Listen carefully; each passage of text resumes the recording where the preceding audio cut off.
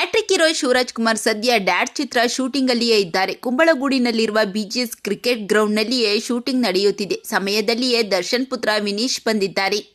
ಬಂದವರೇ ಶಿವಣ್ಣನ ಕಂಡು ತುಂಬಾನೇ ಖುಷಿ ಪಟ್ಟಿದ್ದಾರೆ. ಈ ಕ್ಷಣ ಶಿವಣ್ಣ ಏನ್ ಹೇಳಿದ್ರು, ವಿನೀಶ್ ರಿಯಾಕ್ಷನ್ ಏನಿತ್ತು, ಈ ಎಲ್ಲದರ ಚಿತ್ರಣ ಕೊಡುವ ವಿಡಿಯೋವೊಂದು ಸೋಷಿಯಲ್ ಮೀಡಿಯಾದಲ್ಲಿ ಹರಿದಾಡುತ್ತಿದೆ.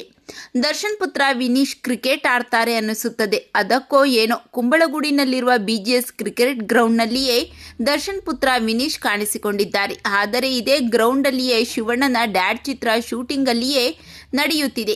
ಈ ವಿಷಯ ತಿಳಿದುಕೊಂಡ ವಿನೀಶ್ ನೇರವಾಗಿಯೇ ಶೂಟಿಂಗ್ ಜಾಗಕ್ಕೆ ಬಂದಿದ್ದಾರೆ ನೋಡಿ.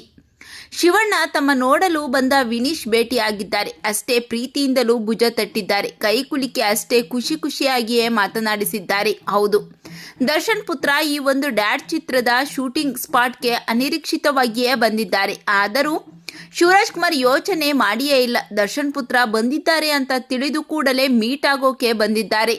ದರ್ಶನ್ ರೀತಿನೇ ಕಾಣ್ತಿರೋ ವಿನೀಶ್ ನೋಡಿ ಖುಷಿ ಪಟ್ಟಿದ್ದಾರೆ. ಶಿವಣ್ಣಗಿಂತಲೂ ಎತ್ತರವೇ ಇರೋ ವಿನೀಶ್ ಭುಜ ತಟ್ಟಿ ಮಾತನಾಡಿಸಿದ್ದಾರೆ. ಇಲ್ಲ ಓದಿದ್ದು ಎಂದು ಶಿವಣ್ಣ ಕೇಳಿದ್ದು, ಅದಕ್ಕೆ ವಿನೀಶ್ ಪ್ರತಿಕ್ರಿಯಿಸಿ, ಹೌದು ಇಲ್ಲೇ ಓದಿದ್ದು, 10ನೇ ತರಗತಿ ಮುಗಿಯಿತು, PUC ಓದುತ್ತಿದ್ದೇನೆ ಎಂದಿದ್ದಾನೆ. ಅಮ್ಮ ಚೆನ್ನಾಗಿದ್ದಾರೆ ಎಂದು ಕೇಳಿದ್ದಕ್ಕೆ ಅವರು ಚೆನ್ನಾಗಿದ್ದಾರೆ ಎಂದು ದರ್ಶನ್ ಪುತ್ರ ವಿನೀಶ್ ಹೇಳಿರುವುದನ್ನು ನೋಡಬಹುದು.